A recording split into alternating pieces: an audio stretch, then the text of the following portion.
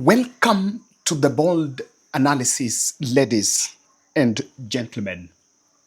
William Ruto, the President of the Republic of Kenya, is camping in Western and Nyanza for a sanitization program that is being clothed as development tour. And what I want to demonstrate to you here is the new narrative, the new strategy of attack and insults against the opposition when he's making public pronouncements that is responding to them. But I want to tell you, it is a strategy to counter corruption and governance issues that seem to have been raised by the leaders from the opposition side. The president's response to opposition has been clear, just loaded with insults and abuses, while not really singling out to respond to what the opposition raised. Ladies and gentlemen, kindly subscribe to our channel. And once more, I am coming to you with total humility that we come together to rescue the life of a 16-year-old boy, Laban from Kiganjo, Nyeri. Laban was not born this way. When he was born, the doctors said that he had a condition that made him now declared him that he was partially blind. And he grew up, and the family, even the mother, even took him to a school for the blind in Meru. But recently, he collapsed. The head continued bulging. And while in school, he collapsed, and when taken for further medication, they did an MRI, and what the doctors established that Mathias alikuwa na shimo kwa kichwa. Now, between the scalp and the brain is where that space is. Now, that is why water is coming out and hiyo imejaa in that part of the head. That has weakened his forehead, and that's why the forehead flesh is what has fallen off, covering his face, his entire face, and rendering, and that's why Laban cannot even be able to see. Now, this is a condition that, according to the mother, can be corrected, and a surgery is supposed to be done here known as cranial plate. Iko na shida skali yake haikukuwa ndio ishikane, ndio sasa hii maji imetoka nje na imeanza kuharibu brain yake. Akaniambia watajaribu wafanye surgery ndio watoe hii maji, alafu juu ya sababu ya hiyo kisho yake, juu hiyo skali haikukuwa, kuna kitu waliniambia nitanunua ndio iwe ikimfunika hiyo kisho yake, juu hiyo maji kidrainiwa kisho itakuwa wazi.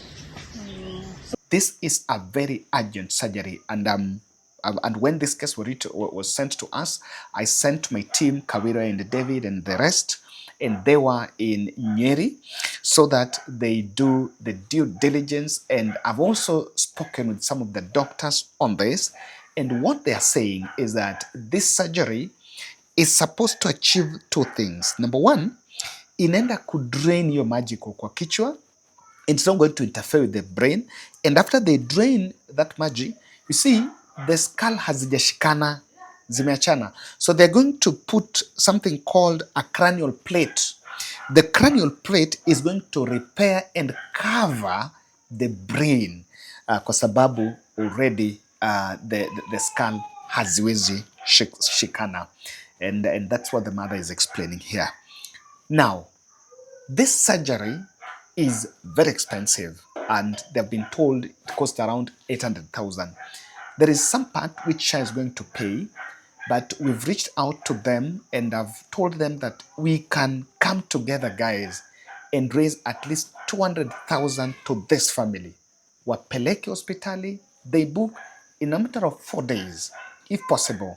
Laban aweze kufanyiwa his surgery. Ladies and gentlemen, we've helped. I know we do a 100-bob challenge, but if you're touched, and because the target is also huge, please find it in your place what you can donate, what you can give, so that we come together to save a life. This is what we're going to do this month. By the project, and we are going to stand with Laban so that he can get another chance. And he made a solemn prayer for I'm told it's the Lord's Prayer, and I pray that the Lord be with him.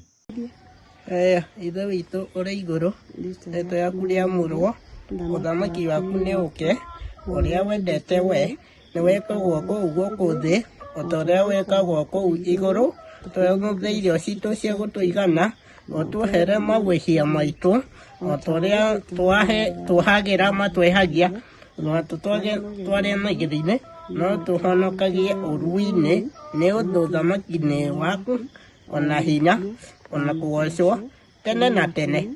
Amen. As he undergoes this. Yeah, understand he's a very prayerful man, and with those prayers, in the prayer, we know that God is going to answer him.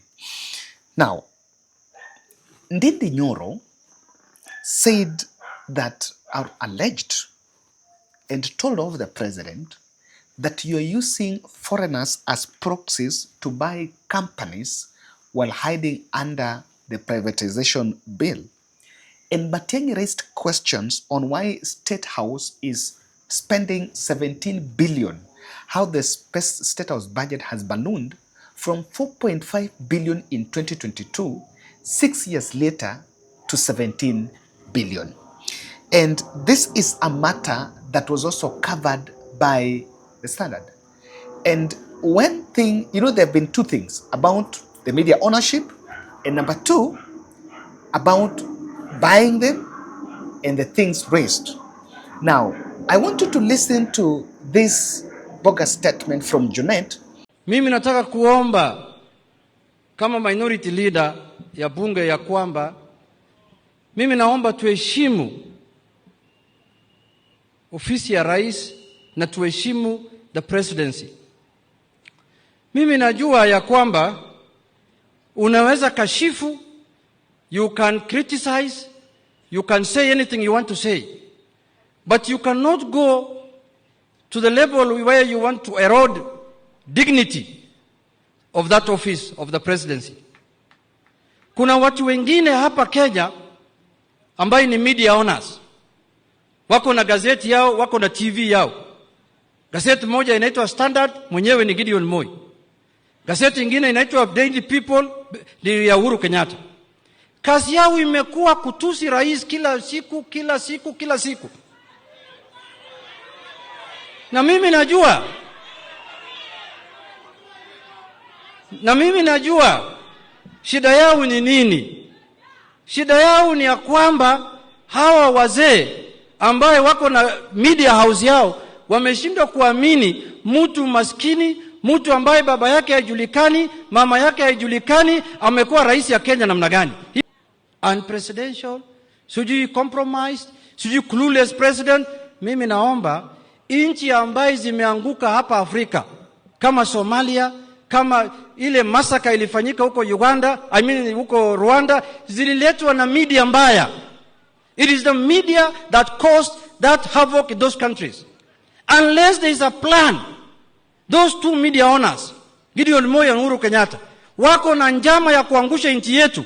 Unless they have that plan, mimi naomba wakome. And they should wafanye media kwa njia safi.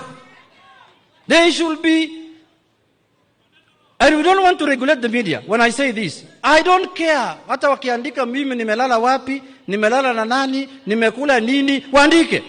Lakini lazima tuheshimu maofisi ambayo tumepewa na katiba, kama the president. And I think I want to tell you, William Ruto is doing the law in peace to sanitize and defend himself from this. This response, allegedly attacking Gideon Moi and Uhuru Kenyatta, is simply saying that, Uhuru Kenyatta also wants to have media, because if he doesn't have media, then you guys are going to use the media houses to incite the country. I'm waiting for the president to come out and deny. There is nothing wrong buying a media house. As an entrepreneur, there is nothing wrong. You can buy. But as a president, if a media house is owned by the president, then the public also needs to know. so that as the public, as the president, as the public is consuming content, that product, they know this is a state project. But I don't know whether the law allows the president to own a media house. I don't think there is no place it is disallowed. So the response by Junet here is just one of them. Look at it. Rigathi said that Meru National Park land is being grabbed, and he also linked to a deal of a railway deal between China and Britain. He's been raising that matter. When you listen to William Ruto's response, instead of responding to that matter, he's telling Rigathi Gachagua that Rigathi Gachagua wanted to benefit from those brokers, and even to an extent of mentioning the issue of coffee. That there is a scheme, there is Lapset Corridor, which has been found to have minerals. And that is why people are being killed there, so that they can desert the area and the land can be taken for mining of minerals. Meru National Park, 300 acres have been grabbed by the chief grabber of the Republic of Kenya. And these are things we are not going to accept. Sisi tunafanya kazi na kampuni ambazo ziko na track record. Tunafanya kazi na kampuni ambayo wako na track record ya kufanya kazi. We are not working with brokers. We are not working with middlemen. You are interested in bribes. You are interested in conmanship. We will not allow you to con anybody. We will not allow you to be bribed by anybody. These contractors we have, their business is to serve the people of Kenya. Tunaelewana jameni? Mimi nilimpatia nafasi. Badala ya nikamwambia anisaidie mambo ya kahawa. Akaenda kule, akaenda akaungana na makateli ya kahawa. Ati anauliza wananchi wamlipe $3 kwa kilo moja. Akaenda huko ati anapigana mambo ya pombe. Akaenda huko akakuwa extortionist. Ana extort watu ambao ni wafanyabiashara. Alafu leo anasema ya kwamba ataongoza mahali popote. I want to tell that character, you will lead nowhere, you will lead nothing, and you will lead nobody. Yenye mnanielewa jameni? Tuendelee ama tuendelee? Tuendelee ama tuendelee? The response and attacks on Gachagua did not answer the questions raised. Now let me tell you, and I've been saying it here, and probably people interpret it as defending opposition, but I want you to get it. Opposition does not collect taxes. So opposition, their work is to put government on check. Okay? So when they're telling you that State House is spending 17 billion and that is more, then they are doing their work. But the president is asking you why opposition are not telling you about roads.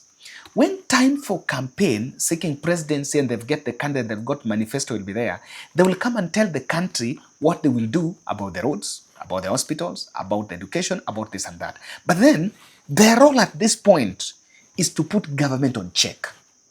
And that is exactly what they are doing. Now, when they, even if by the time the Rigathi was talking about President Maskio, President Abenkonda in Maskio thing, he was raising these issues and he was saying, I'm exposed. Why, instead of responding to those allegations, the president goes to Nyanza, pays some people simply for a rebuttal for abuses. Let me tell you that Nyanza is being duped. Something very peculiar is happening. On Friday, Governor Wanga met with some leaders there. He met with some church leaders.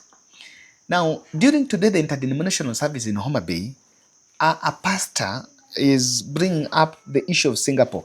This Singapore topic had been silent. I can't remember when last I saw a leader talking about the Singapore issue.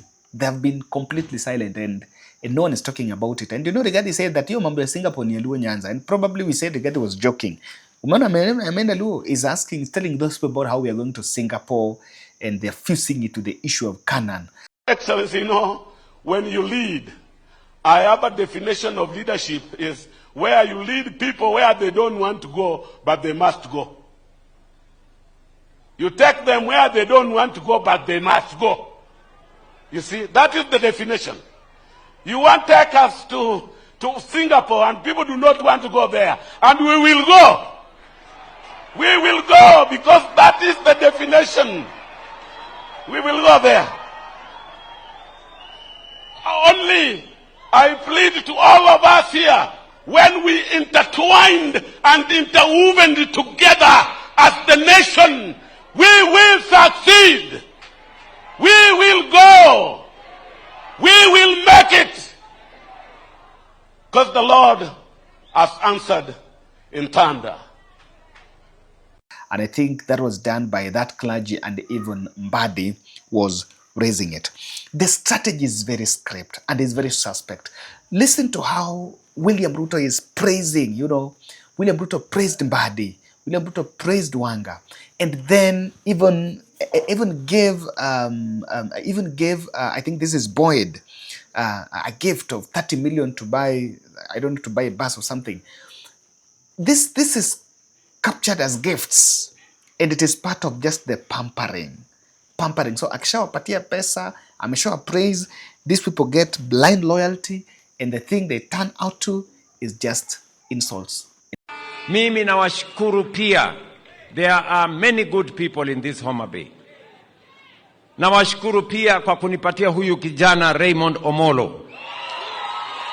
Ananisaidia pale kupanga mambo ya usalama wa taifa letu la Kenya.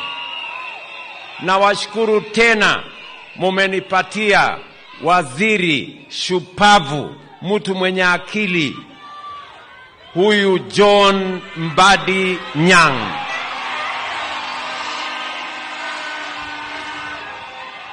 Hapo nyuma tulianza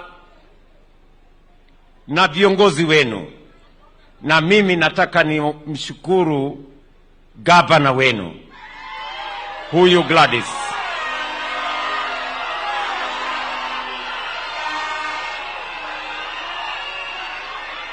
Let me tell you, the people of Homabay, I work with many leaders, but it is rare to find leaders who put the interests of their people above their own positions. And abuses. Hii ndio kitu inafanyika. Ruto ameenda Nyanza. After kuenda Nyanza, ameenda kapatia wa viongozi pesa. Kawambia barabara, kawambia ile kitu wanafanya ni kumsanitize. Because amejua, if it is about coffee, mbona rais asiende Mount Kenya ende waambie mambo ya coffee? Okay, is there coffee in Homabay? Is there a coffee farmer in Homabay? Or is there any in Siaya? Is there any in Kisumu? So kama nataka kuongea mambo ya coffee na nataka kuenda kubishana na Rigathi, na si aende huko Mount Kenya, aende bishana na Rigathi huko, because hakuna coffee kwa West Homabay. What is happening here is these people have been mobilized, manipulated, and given some few coins here. And their work is simply simple. Their work is just to attack Rigathi Gachagua. And not because Rigathi Gachagua have done something for them. They are doing the bidding. And kuna kitu naona, I think the way we are behaving, the way the low leaders are behaving around President Ruto is not giving us a very good example if we are the ones to be on power. I don't know, I'm saying because I come from that place. So if I say we, I mean we. And you may not agree, but sometimes Rigathi says some things that you don't want to agree with, but they sometimes make a lot of sense. Mimi na hurumia Wajaluo. Nyinyi Wajaluo. Simuulize sisi. Alikuwa hapa na Biblia. Anasema mwadhani ya gosho. Gaine mwega. Na hindi siode. Sisi tukamwamini, tukampatia kura zetu. Akatugeuka. Nimeona hapo kwenu kila siku. Anapika samaki ati mfikirie anapenda nyinyi. Hapa kwetu alikuwa amejifunza mpaka kupika mtura. By the time we realized we had been conned. So tunaona yeye huko kila siku, tunahurumia nyinyi. Akimalizana na nyinyi mtatuambia. Ask us, our Luo nation brothers. Talk to us. Ask us, who is this man? We will tell you. He came here and deceived us. He was here every Sunday in every church with the 2 million shillings. Siku hizi hakujangi hapa. Sasa amehamia kwa Wajaluo. Kila siku ako huko, hata leo ako huko. Same thing, same strategy, same trick, same conmanship, same script, same results. Nyinyi Wajaluo, haya. Sisi hatutaki nyinyi mabaya, ni marafiki zetu. You are Kenyans. But we are telling you, talk to us. Rafael TUJU is one of your own. Amenyang'anywa mali yake yote na Chebet, proxy ya William Ruto. Na nyinyi mko pale mnapigia William Ruto makofi. Na amenyang'anya mtu yenu hoteli yake. Na bado akimalizana na nyinyi mtatuambia. ODM amemaliza. 27th is the head of ODM. Yeah. You may not agree with him entirely 100%, but I've realized some of the things he says make a lot of sense, like what he's saying there. Now, one thing is clear is this. You know, even in Narok, kina Sifuna Watiagast, Ruto is dodging governance questions.